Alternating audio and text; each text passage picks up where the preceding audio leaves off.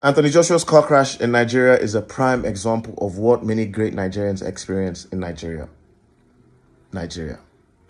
When Nigeria happens to you, it happens to be a very Nigerian thing. And the shame is that this accident probably could have been avoided if there was good infrastructure, systems in place that meant that people were not living in such a dysfunctional way. You understand?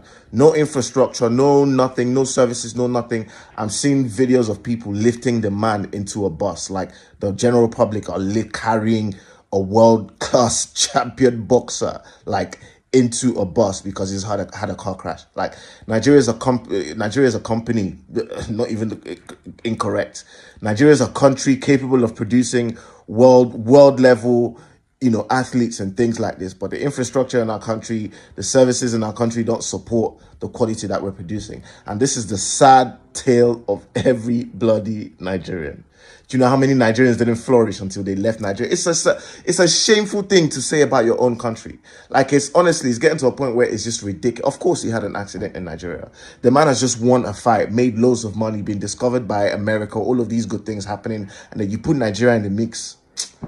Boxer Anthony Joshua has been injured in a car crash in Nigeria, in which 2 men were killed and 2 others were unhurt. Officials have posted these images of a badly damaged car and a dented lorry. They suspect the vehicle Joshua was travelling in crashed into a stationary lorry on the side of the road while overtaking at speed. The crash happened on a busy expressway, described by local media as one of Nigeria's deadliest roads near Lagos. The boxer has family who live nearby. One relative told the BBC he was travelling from Lagos to the family home, and that he normally visits Nigeria around the new year. The state government says the 2 people killed in the crash were male foreign nationals. Local police say Joshua has been taken to the hospital after suffering minor injuries. Major breaking news: Anthony Joshua has just been involved in a serious car crash in Nigeria. Local reports say that 2 people are dead and AJ has been sent to the hospital. He is alive and has apparently suffered minor injuries. Authorities said he was traveling in the back of a vehicle that had a tire burst while on the highway, and the driver of the car lost control as a result before crashing into a stationary vehicle. Witnesses said that there were 2 vehicles traveling together from Joshua's party and that the boxer's security team was in the vehicle behind them before the crash. And the person in the passenger seat and the person who sat right next to Joshua both died on the spot. Local authorities said it's still sketchy for us here. We're trying to establish all the facts from the first responders, and that is the most we can say. We will be giving details as we have updates. But they did say the vehicle conveying Mr. Joshua was involved in the accident under circumstances that are currently being investigated. Joshua, seated in the rear of the vehicle, sustained minor injuries and is receiving medical attention with another injured person. And his team said, "We are trying to contact Anthony, and in the meantime, we don't want to speculate on how he is, but thankfully he appears okay from what I have seen in the images." Anthony sílẹ̀kùn yẹn kó lè bọ́lẹ̀ na Joshua ó sílẹ̀kùn kó lè bọ́lẹ̀ Anthony Joshua ni Anthony ni abẹ́ fẹ́mọ̀tò abẹ́ pátí ọkọ̀ gbé kọ́ wá bó tiẹ̀ ṣe máa gbóhùn bọ́lẹ̀ náà kọ́ gbóhùn náà bọ́lẹ̀ pátí ọkọ̀ gbé lọ sọ́spítù kọ́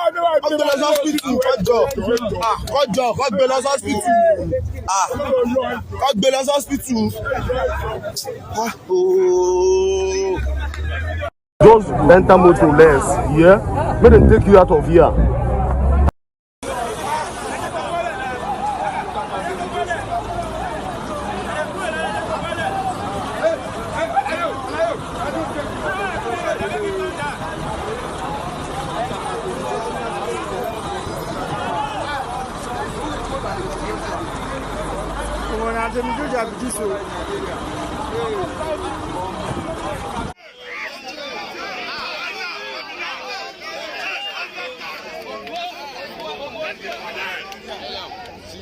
Don't come cheap barrier.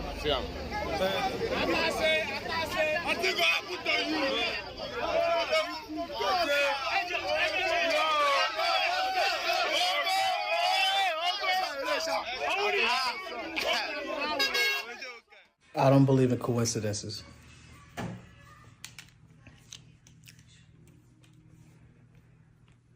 I don't believe in coincidences. I don't believe in coincidences. RP to these 2 young gentlemen. They ain't deserve that. Prayers out to freaking Anthony Joshua. He ain't deserve that either. but I don't believe in coincidences. Jake Paul has released a statement following Anthony Joshua's tragic accident that resulted in 2 people losing their lives, both of whom are key members of Team Joshua as well as close friends of AJ. In a statement posted on his Twitter account, Jake Paul said that life is much more important than boxing itself and that he's praying for Anthony Joshua as well as everybody who was affected by this tragic accident, which again includes the 2 members of Team AJ who lost their lives. Now Anthony Joshua, who was quickly pulled out of a completely wrecked car, is currently being treated at a local hospital in Nigeria. Recent reports suggest that AJ is conscious and stable and that the severity of his injuries are not life-threatening. A thorough investigation is currently ongoing regarding this incident. However, initial reports suggest that the car that AJ was in was going beyond the speed limit and that a burst tire eventually led to the vehicle swerving that resulted in it hitting a truck. Jake Paul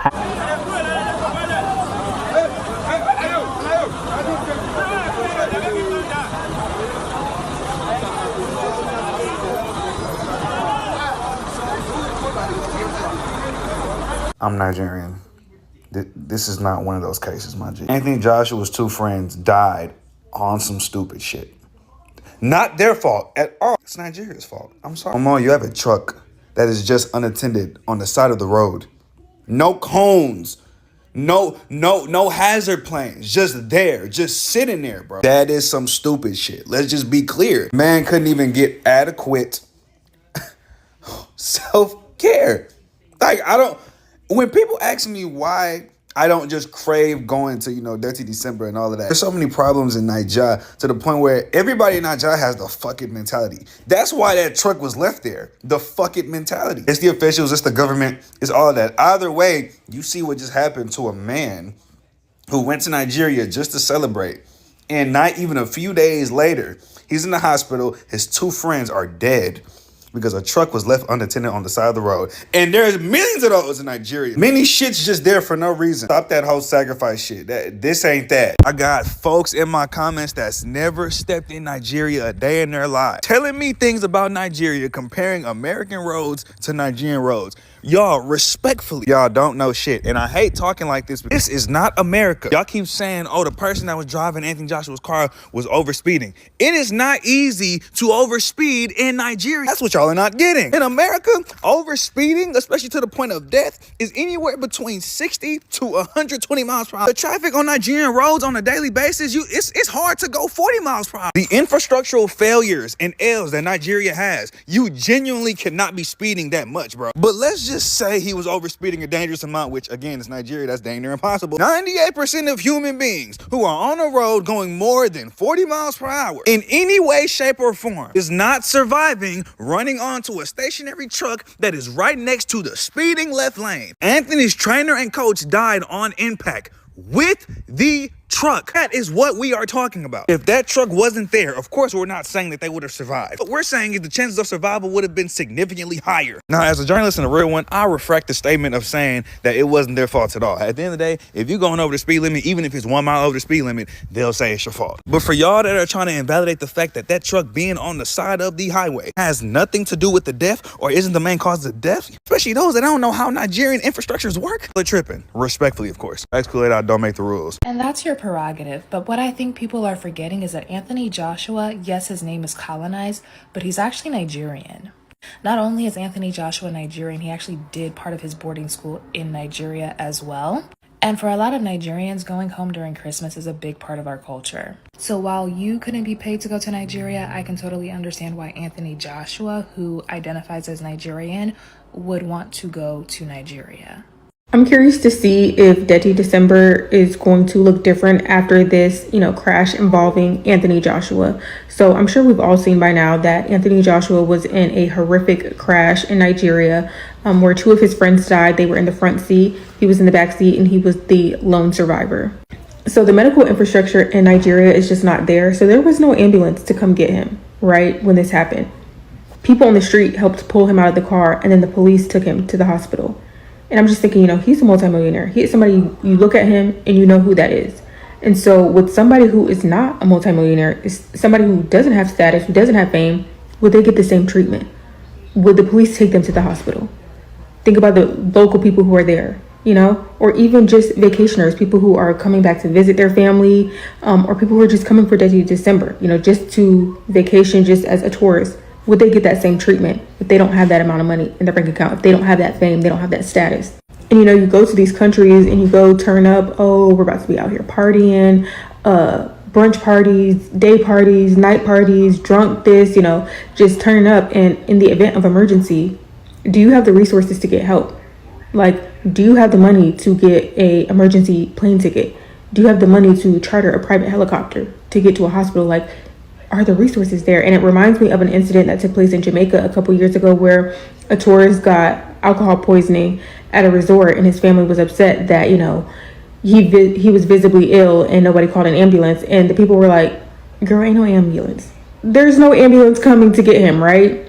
And it's sad because some of these countries that do have this, lack of medical infrastructure, they don't have what they need because of corruption in the government, right? And it's like, you want to help, but like, it's one of those situations where the people have to do it themselves because the government is not going to do it. And I do feel like, if you're going to go to a country for vacation that's underdeveloped, even if it's a country that you're native to, you should pour into the economy. You should try to give back. Like, whenever I go out the country, I'm definitely, tipping people, trying to support, local businesses.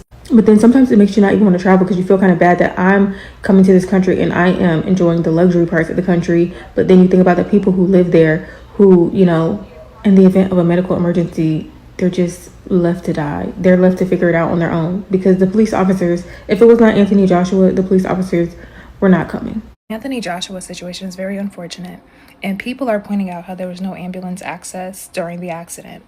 And that's just to show that in Nigeria, having money without access to resources are two different things. Have you seen the video showcasing the horrible car accident that Anthony Joshua was involved in? Fortunately, he is okay. Unfortunately, 2 people did die. I do want to talk about how the lack of medical infrastructure in a lot of these countries showcases that when the country only works for a handful of wealthy people, eventually it will work for none. Because what do you mean that Anthony Joshua, our champion, was just involved in a horrifying car accident? I mean, the car is so torn up. I'm surprised anybody survived, honestly. And he is not able to immediately receive medical care. There are no ambulances around. He was placed into a police vehicle and immediately taken to a hospital. If someone like Anthony Joshua, with his stature and his wealth, is not able to immediately receive medical care in Nigeria, the rest of us going there for Dirty December are completely fucked. I remember a couple years ago during the NSARS movement, when Tio Savage was talking about how a lot of wealthy Nigerians really fear needing medical immediate care because there's really no infrastructure for that. And when you don't have time to get on a jet and fly to a developed country to get the care that you need to save your life, your money is not going to be able to save you. Your connections cannot save you because at the end of the day, you're actually just human like everybody else. For 2 to 4 weeks every single year, we completely romanticize these countries, right? As a place where you have so much fun and you connect with family, you connect with your roots, and you connect with culture. And it's amazing. The truth of the matter is that a lot of us are sidestepping the very poor people that we see on the streets. We hop in our fancy cars with our drivers. We bring our fancy clothes. We walk on these horrible streets and just hope that, these really bad roads don't mess up our nice shoes. And after we're done clubbing at 6, 7 a.m., we then go back to our gated communities. And then after a couple of weeks of all the enjoyment, we then just go home back to our regular lives. And we end up actually leaving these African countries a lot worse than how they were before. What happens is the thousands of dollars that you're spending, the locals actually never see that, the everyday locals.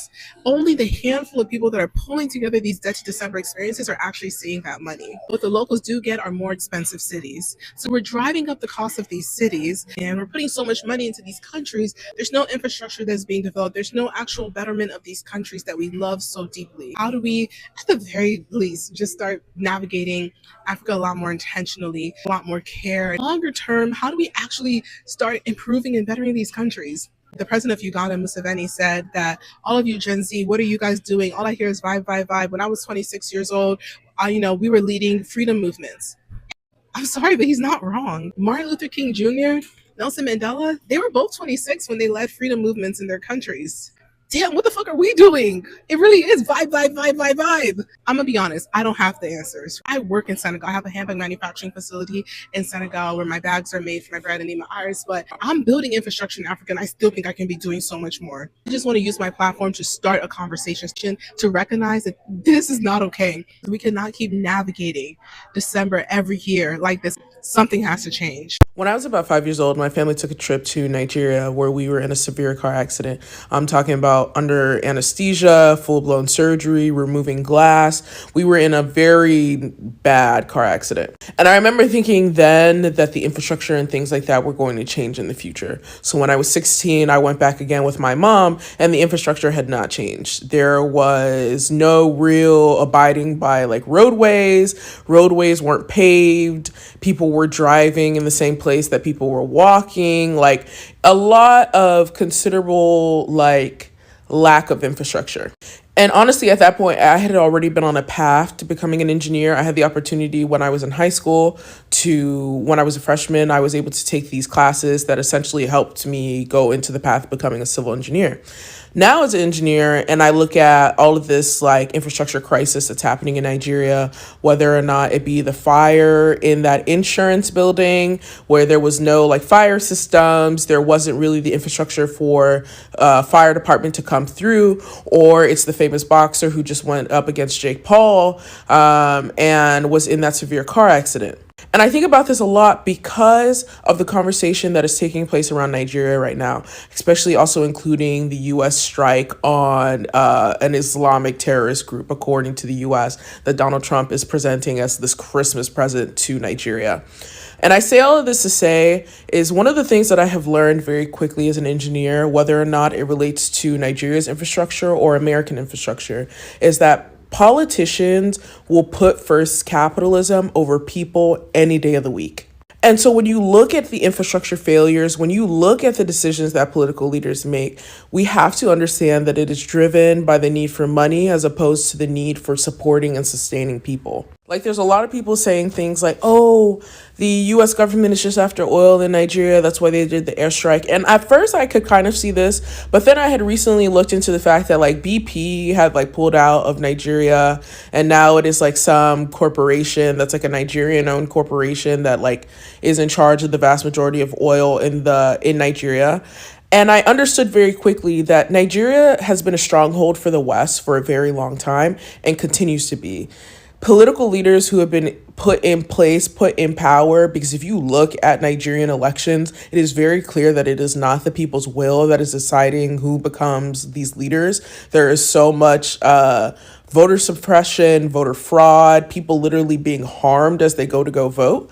And it is very clear that the U.S. right now, very much so with what they're doing with Venezuela as well, are trying to like create these strongholds so that they can once again take over Latin America and the African continent. And it pains me in a lot of ways because the reason why I became an engineer was because I want to one day go back to Nigeria and do work and support the communities there and create roads, create infrastructure. But the same issues that I would run into there are very similar issues that I run into here as an engineer. There is so much red tape.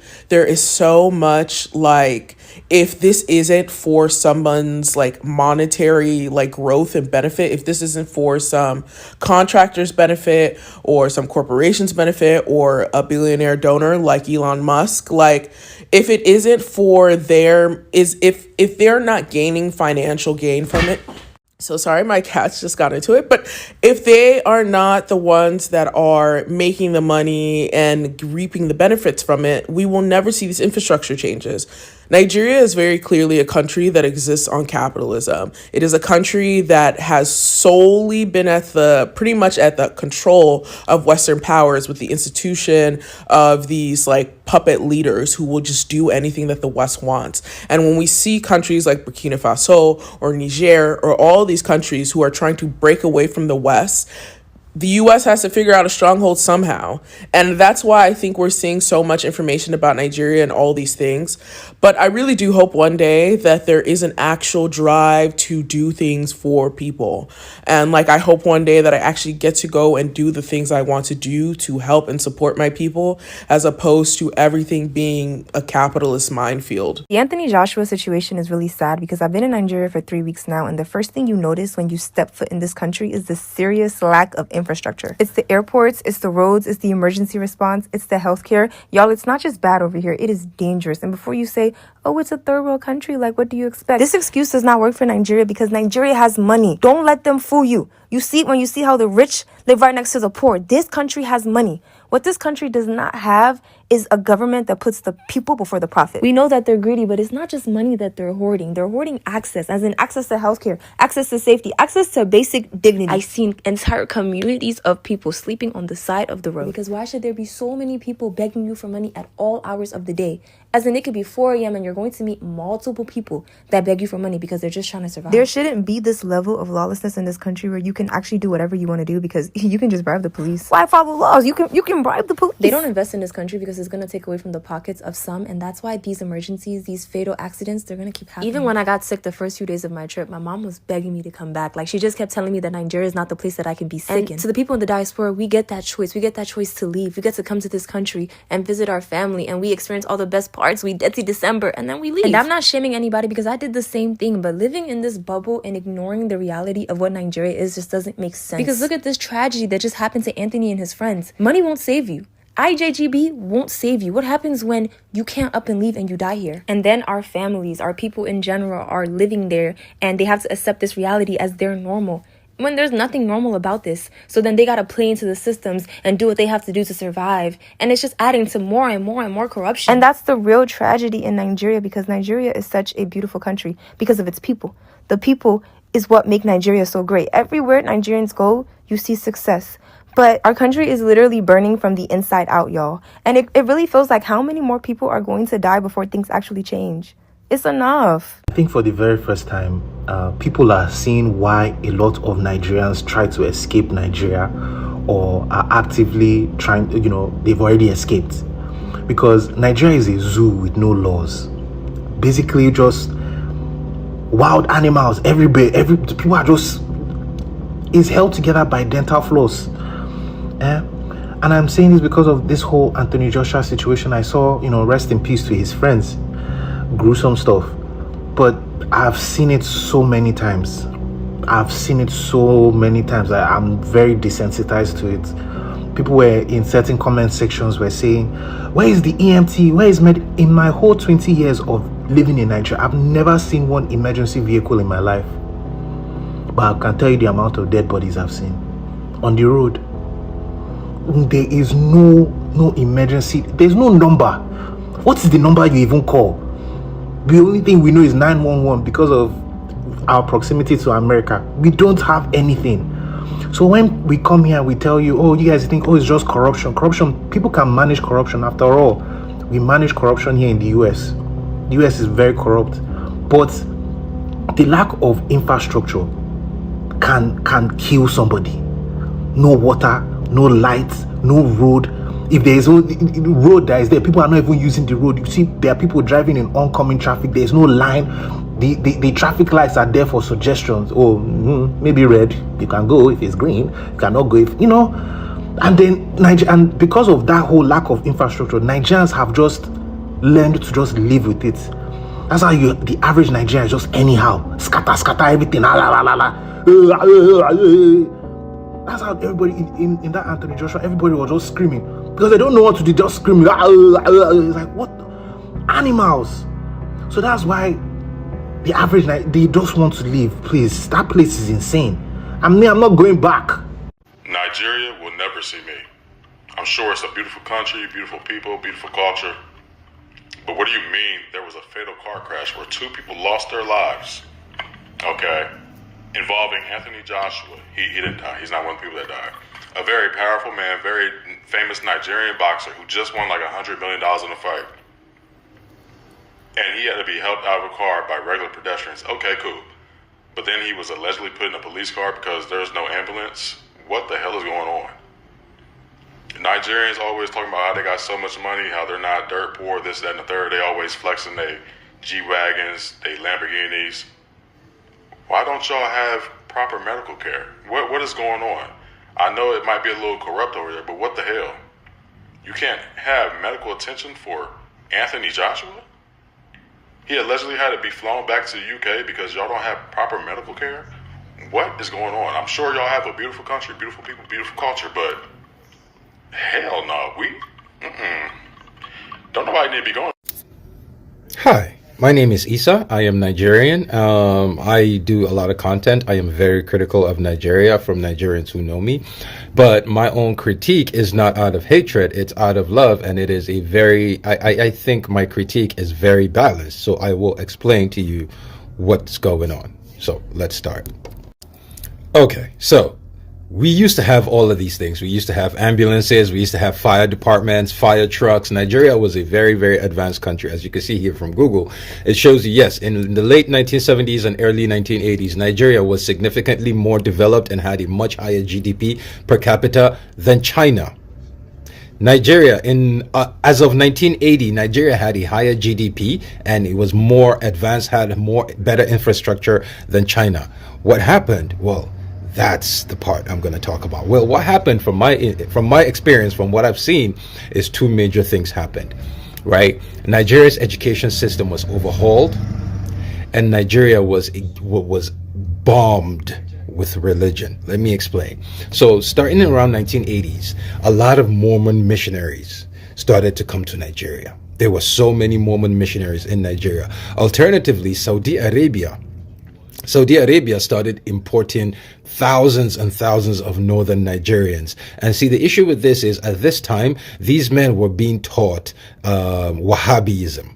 So if you want Wahhabism, what it is it is a type of sect in Islam that is very traditional, and they do not like any type of technological advancements. And Saudi Arabia was a very, very heavy Wahhabi community. For example, this literally happened. Like, the king of Saudi Arabia he literally had to convince the people of Saudi to accept technology. He had to play the calling of prayer on a loudspeaker for everyone to hear. So he had to convince them, look, this thing is louder than a human voice. It has a bigger, higher reach, and it can draw more people to the mosque than a human voice would standing on a minaret. That he literally had to play it on radio for everybody to hear, on a loudspeaker for everyone to hear. That's literally what convinced Saudi Arabians to accept technology. So once they accepted technology, with that, the Saud royal family, the Saud family started little by little, shifting shit. Now, the Sauds, that's their name, Saud. The country was named after them because they're the owners of Saudi Arabia. They're literally the royal family. Like, the country is literally named after the family. So now you have the Sauds, who brought in a lot of northern Nigerian scholars, and were teaching them Wahhabism. Wahhabism is all about tradition and culture, and it is very conservative. They don't believe in moving forward. Alternatively, on the Christian side of Nigeria, you had Mormons, and the type of Mormon teaching that was being brought into Nigeria, the evangelical teachings that were being brought into Nigeria, was about subservience. So you had religion being pushed, the Wahhabism telling the Muslims that technological advancement is wrong, while the Christians are being inundated with subservience. At the same time, the Nigerian education system was overhauled to change Nigerians from a thinking population to a serving population. The entire population of Nigeria right now don't think for themselves. They wait for a leader. They are like, it's insane. So once they successfully did that, they stopped maintaining everything. And the leaders in power started using religion and other means to enhance, to embolden themselves, and to embezzle wealth. So they started taking wealth. The country started falling apart. The roads you have roads right now in Nigeria that have not been maintained since the 70s. So what do you think it would look like? Ambulances, hospitals, everything started decaying. Everything started falling apart, and nobody cared because they had successfully created an entire nation This started way before the 80s, by the way. It started sometime early in the 60s and 70s. So by the time it came to the 80s, they had successfully changed the mindset of an entire nation of people who would never question anything. Right now, Nigeria is being literally enslaved. As I am talking right now, Nigeria is literally being enslaved. In April, the United States government is going to take over Nigeria's health. Nigeria is going to be in charge of Nigeria's health. They're going to be monitoring Nigeria's health, while starting January 1st, France is going to be in charge of Nigeria's taxes. And Nigeria is being taken apart, little by little. Nigerians, every single Nigerian does not like what's going on. Every single Nigerian hates what's going on. They're complaining. But the system has created generations of servants who right now, when you tell them to get up and fight, get up and do something, get up and, to try to find change, get up and protest, get up to do something, the first thing they'll tell you is, why don't you come back and lead us? We need somebody to lead us. So that's what happened, is they brought in religion and they changed our education system to change us from a thinking race of people, or from a thinking nation to a subservient nation. And so once they did that, everybody just sat back and started waiting for Jesus and Prophet Muhammad and Allah to come and change everything. And now Jesus is not going to come down and fix and maintain buildings for you. Allah subhanahu wa ta'ala and the Prophet Muhammad is not going to come down and maintain things for you. So everything started falling into decay. Nigerians were getting frustrated, but at the same time, they still had this mindset of, God, at least I will go to heaven. While the leaders, but yeah, that's just basically what happened. Is Nigeria used to be a really, really dope country, and then our education system was overhauled and religion was brought into Nigeria. So right now, when you try to talk to Nigerians, the first thing they'll say is, we need to abandon Islam, we need to abandon Christianity. No, abandoning Islam doesn't change anything. Abandoning Christianity doesn't change anything. Look at Sweden. Sweden, Norway, Denmark. These countries are technically Christian countries, and look how advanced they are. Look at Malaysia, Singapore, Saudi Arabia, Dubai. These are Arab countries, Muslim countries. They're still advanced. What Nigeria needs to do is an overhaul of our education system, the way we think. Because right now, if we get rid of Islam and get rid of Christianity, I tell you, we are going to create a new demographic of billionaire traditional priests. We're going to have priests flying in on private jets and stepping on people to walk into the shrine, because that is the same subservient mindset that Nigerians have. Nigerians are slaves. We are built to serve. So to change Nigeria, you need to change the mindset. How do you do that? You need to overhaul the education system. And that's not going to happen because sometime a couple months ago, like 3-4 months ago, the president of Nigeria, Tinubu, cemented the fact that Nigeria's education, because people were trying to change it little by little, he put it into law that Nigerian system has to be what the British people told us to do. Things that other countries are doing to limit harm from fundamentalist religion. In Japan, threatening a child with hell is considered psychological abuse. France and Scandinavian countries put limits on your ability to homeschool, that you can't just homeschool because you're a parent, because it hurts all of us, the entire society, if that child is not educated. And so you actually have to prove that you are an educator, that you actually have the educational knowledge in multiple subjects to be able to be your child's teacher. Some countries like Canada and France have revoked tax-exempt status from religions like Jehovah's Witnesses because of the harm that they're causing within their religion. So if your religion has human rights abuses or does things like mental manipulation or shunning, then you could lose your tax-exempt status through the government.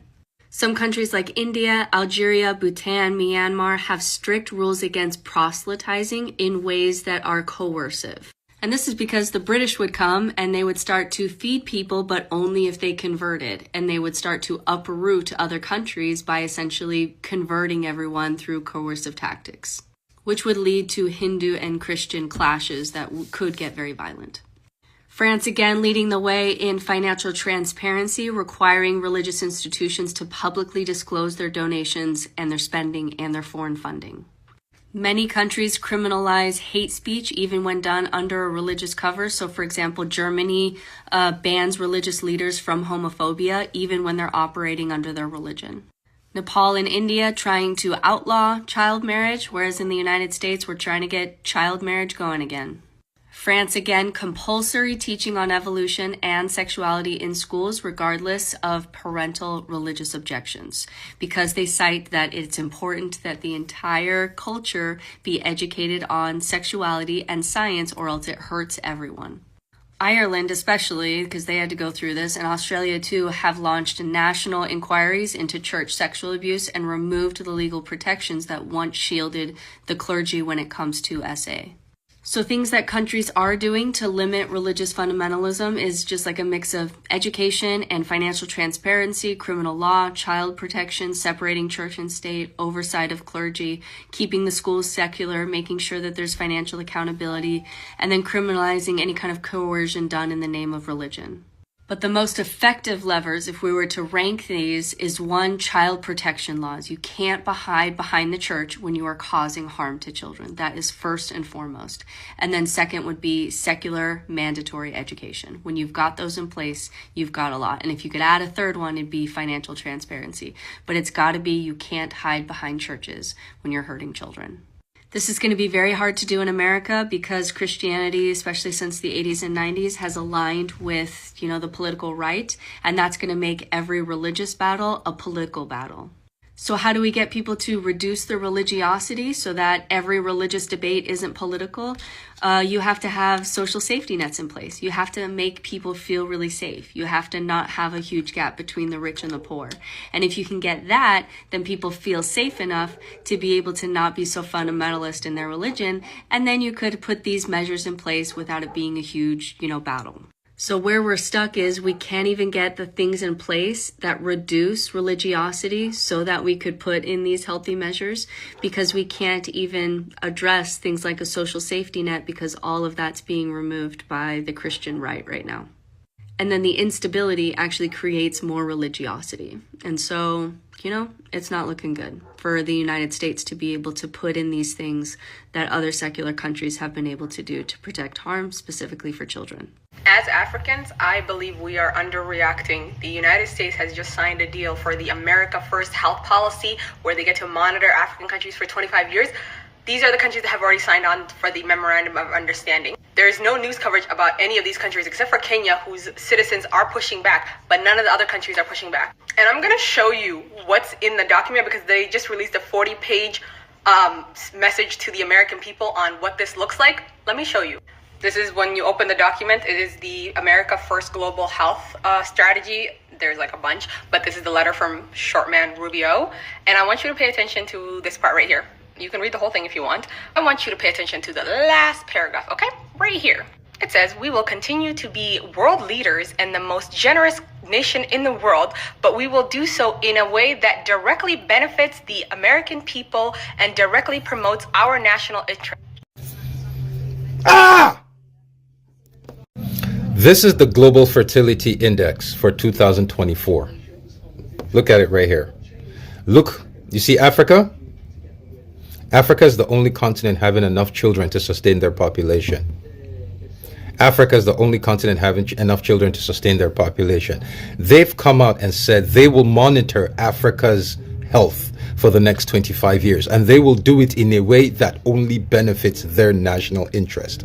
They've come out publicly, Bill Gates, many people have come out and said this. They said Africa's population is a threat to their national interest, and Nigeria has handed over. What are Nigerians doing? You didn't rise for the tax law.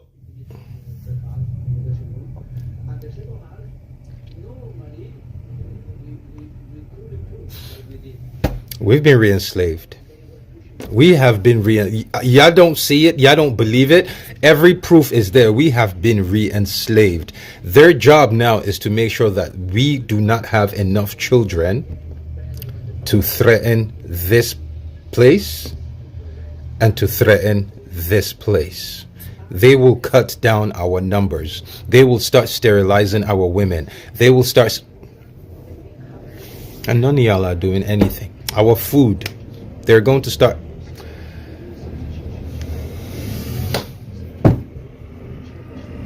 I said it yesterday, if there's any nation, the only nation of people on this planet that deserve to be slaves are Nigerians. Kenyans are the only people fighting back against this. and Tinubu has willingly signed on. Y'all don't understand what the fuck is happening right now. They're going to cut our numbers down. They're going to start killing us. They're going to send troops to. Majority of the people that will die in Nigeria are 25 and younger. They need to cut our population off. Tinubu has signed on. Y'all are not doing anything. Tunde Not is not saying anything. What's it, a very dark man. All these Nigerian celebrities that you put on a pedestal as social, they should be on the streets right now with guns shooting shit up. And y'all keep saying, you come back and lead. I've told you guys, raise money for me to come. What am I coming back to? I don't own a home in Nigeria. I don't have a job in Nigeria. Raise 20 grand now and see if I'm not coming back to Nigeria. 20 grand. What will 20 grand do? It'll give me enough money to rent a house for a whole year. Give me enough money to get a cheap ass second-hand car and transportation and food. Give me money, 20 grand now. See if I'm going to come to Nigeria. We're fucked. Honestly, this is one of the craziest, toughest days of my life because Latif is somebody that I've been extremely close to for nearly a decade. He's one of my best friends. He's one of my inner circle, you know. He's somebody that, as a Muslim, visiting Mecca is one of the most powerful spiritual experiences you could ever experience, and me and him did that together. Like, so many experiences. We traveled to so many countries together. London, it's been real. We had so many, plans, aspirations for the coming year, 2026. We've been in, it's a lot. It's a lot. It's shocking news. But as Muslims, we just believe that, we belong to Allah and we return to Him. And whenever it's destined for us to return, that's when we return and we accept it. Yeah, Latif was my friend. I knew Sinna through him. So the small interactions that I've had with Sinna, he seems like an amazing person. But as far as Latif is concerned, he was one of the most pure-hearted, clean-hearted people ever. He was one of the most sincere people ever. He had not a bad intention or a bad bone in his body or I've never heard him say anything negative about anybody. I've never heard him do anything negative towards anybody. He was always somebody who, he loved life, he enjoyed life, and he always was on top of his prayers. He would always stop whatever he was doing to pray, make sure he prays on time. He was somebody that, everybody who knew him loved him. I don't know anyone that can say that they didn't love Lats. Every time you link up with him, it's a good memory because he's always laughing, he's always smiling, he's always joking. And then he also has a deep side to him, a very philosophical side to him, a very, like you can sit down with him for hours and talk about God and talk about reality and talk about religion and talk about motivation and different things. He was Healthy Mindset. That was his name, right? And he always lived his life to maintain a healthy mindset and a healthy way of looking at the world. And he inspired that in everybody else. We used to go to the gym together occasionally as well. There was a time in Saudi we went and we were, training together. And he's just an inspirational person. You always pick up good characteristics and good habits from him. That's something that I can say about him. He was always traveling to Nigeria. Every year he would go to Nigeria. His father's Nigerian. His best friend, Anthony Joshua, Nigerian origin as well, as was I. We even linked up. This time last year, we were in Nigeria together in Lagos at the same time. He sent a car to pick me up from the airport when I arrived in Lagos. We spent time with each other last year, and it was an annual thing. Every year we go to Nigeria, connect with our roots, visit our families, etc. Especially December period is a festive period. And so that's why he was there. The plans and the dreams were, just moving forward in life. Business, marriage, children, building a family, building a legacy. That was his most important thing. And charity.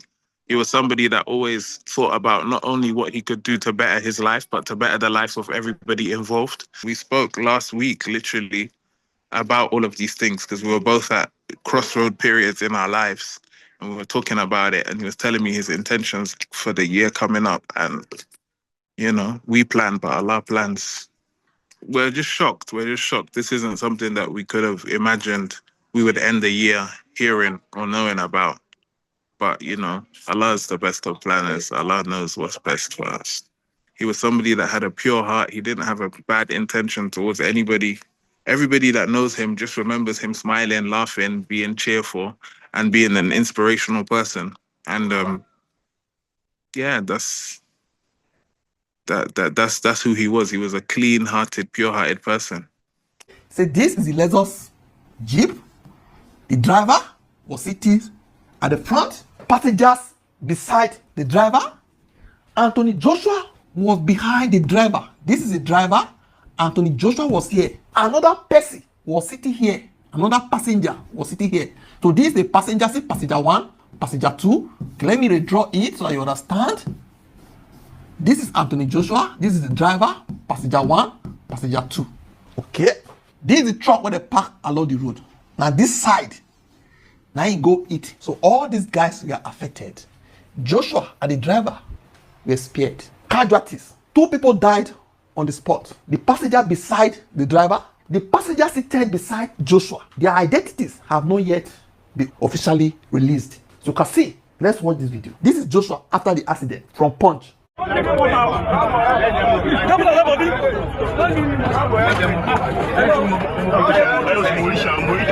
lot of Nigerians, I can bet my life to you, does not know that our first lane in this country is on the left.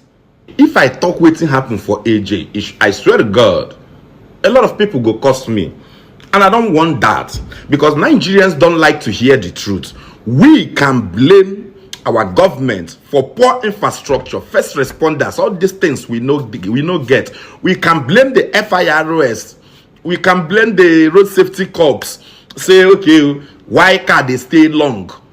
Car wey damage they stay long for highway wey una no fit to and comot. We can blame them. Say, okay, yeah, these niggas. Why are trailers running on the normal road? Like, why are trailers running on the same road with normal cars? We blame them for all these things. Let's look inward ourselves. A lot of Nigerians, I can bet my life to you, does not know that our first lane in this country is on the left. See the whole accidents where they happen for Lekki Ekpe Road. Call every single person plying that road. Only few people in this country understand that our first lane is on the left. That is why we will continue to experience accidents in the country if something is not done. If we don't have FIRS, if we don't have some people, some kind of body, start educating people about roads. If you watch the damage where they for AJ car, you go no say na driver wey no sabi. That was reckless driving. Reckless. Blame everything that happens on AJ on reckless driving. But we can blame that those niggas died to the government. Like they suppose carry them first responders and all that. Why car park? Why trailers they run on the same way? We not get those infrastructure. Why Agboro go they comot person where get accidents? Now like street people, street guys, men, boys and girls, they help person, and that should be some people's job. We can blame the government on that. But I bet you, I watch how females drive in Lagos. Go round Lekki, ask anybody, any female, if you ask 100 females, where is our first lane in this country? Even you watching this thing, if I ask you, where is our first lane in this country? If you not even check Google, you feel no. Because you've never heard of that. Nobody has taught. People learn driving in this country by entering their father's car and roll. People learn driving by telling their friends to teach them driving. Their friends who learn from another friend, from another friend, from another friend. Nobody's teaching anybody road safety. We don't know nothing. Basic knowledge na problem for us. God forgive me that I'm saying things like this, but I'm sorry, guys. If you the always person, if you be person, me, I sell diesel. I the always they drive truck, tanker sometimes. And they go deliver diesel for people. And they see waiting our boys they drive if then they come back from the road. If they come back from club, from this Lekki Ekpe Road. And they fear for their life because most of these people don't know the difference between slow lane, left lane and the right lane. They don't even understand. You know, say government no give us infrastructure. Road no good. Why are you using your life to prove to us that our government is not good? Why are you overspeeding? Where you they go where you no go feel reach. Na car you carry. Anybody way speed or anybody way you slow, all of them go reach there. You only need speed to have such impact. Speed. Now, AJ car was on the right. With that type of speed, you are on the right. And I just told you now that Nigerians do not know that our fast lane is on the left. That is why we have continuous accidents, even including Lekki Ekpe Road. Nobody's telling these people. 100% of Nigerian drivers, only about 20 or 10% know say our fast lane na left. See, from now, monitor, yeah? Anytime you see accident, check if na overspeeding. May you see where you get that accident. You go see say on the right. Because they don't even know that our fast lane is not on the right. It's on the left. That's why they are overspeeding. We had a noise. Boom. We thought it was all this truck that the tire has been busted. We just saw a car drove under a truck that parked at the highway. So we have to just rush down there to check what happened. He was shocked immediately he saw the incident. He was shocked. He couldn't talk. Yes, we heard of the crash, and immediately we were informed. Our men from the office there, we have an office very close here at the interchange. We responded swiftly under 5 minutes to the crash. Well, he looked very okay, not too okay, but he looked unhurt. As at the time we saw him, we didn't see any injury, so to say. As at that time, he was seated in the vehicle by the time we got here. Thank God that we didn't lose him in that crash, and unfortunately we lost 2 lives. We commiserate with the families of those that died. If it wasn't on the high speed, probably the crash would have been controlled. But as he was moving, SUV, the way they used to move. So probably before you could realize and maneuver things, this has gotten out of hand.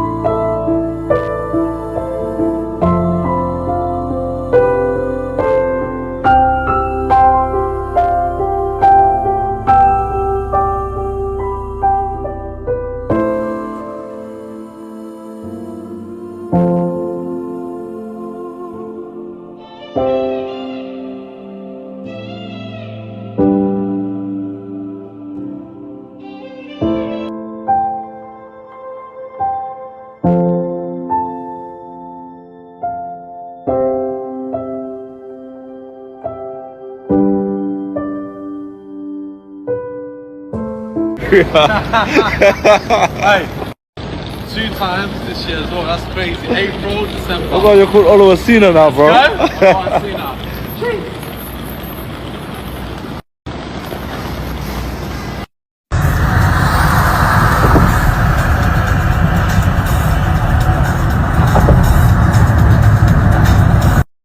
The stress of these bikes last time, oh my days.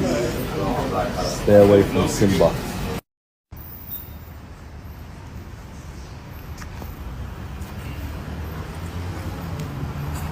The last time I was here was riding these Simba bikes. They broke down. Now we've got these. Moved from the Simba to the Cube.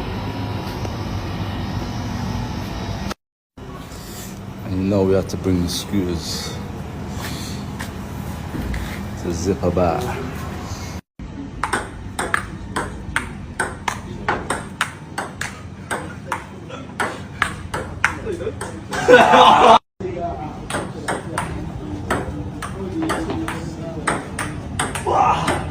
Oh my days, man.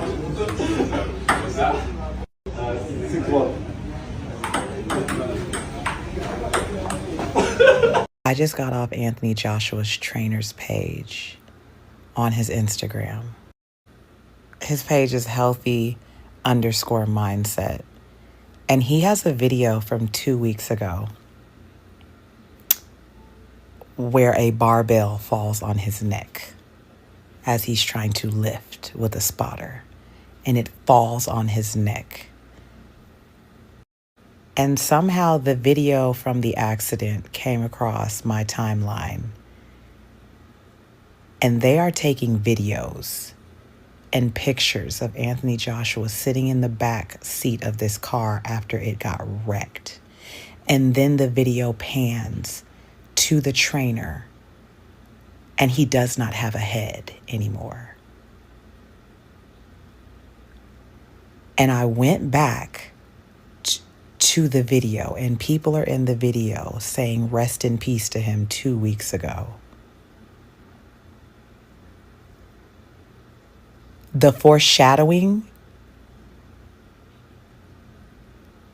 oh my gosh. I feel so bad for his family. Oh my gosh. Anthony Joshua. And for all those people out there just taking pictures, all them Nigerian men just out there taking pictures as he's in the back seat. This is probably the worst day of this man's life. And he just was on the highest of highs.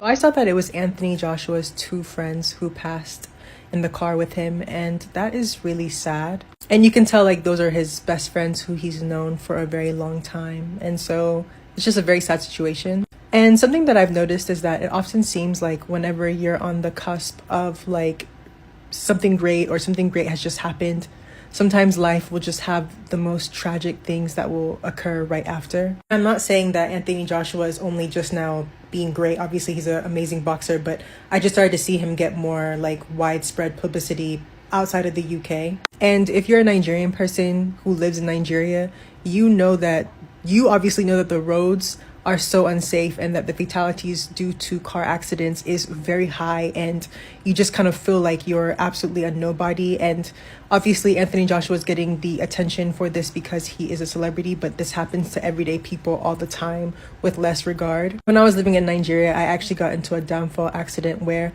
my downfall driver drove into an interstate, and we got hit from the side, and the person next to me fell out the car. And people who were in the car that hit us also had injuries and stuff like this. And when I got out the car, like my instinct was to run to the side of the road. And when I ran to the side of the road, like there were obviously a lot of people that were standing out. And this one guy was like, "Oh, I thought you wouldn't have made it." Like he just said it so casually, like, "Oh, I was betting that you wouldn't make it." And just like after experiencing such trauma, hearing so many people like screaming and talking and like making jokes and stuff like that, like it was really, really traumatic. So anybody who has like PTSD or incidents from car accidents, my heart goes out to you. There needs to be more done about these things in Nigeria.